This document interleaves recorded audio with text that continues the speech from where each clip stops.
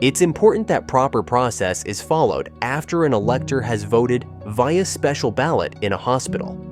Once the elector has filled in and signed the special ballot application, the SBO approves the application and puts it in the return envelope. The SBO issues the elector a write-in ballot. After the elector has marked their ballot in hospital, follow these steps to put the return kit together. Instruct the elector to fold the write-in ballot after completion and return the list of nominated candidates and pen to you. Hand the secrecy envelope to the elector and instruct them to put the folded write-in ballot into the secrecy envelope and seal it with adhesive tape. Next, ask the elector to put the secrecy envelope in the return envelope and seal it with adhesive tape. Note: this should be the same return envelope that holds the elector's special ballot application.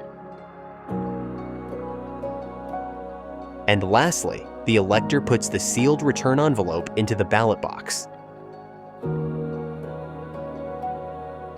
To recap, the completed ballot is folded and put into a secrecy envelope that is then sealed with tape.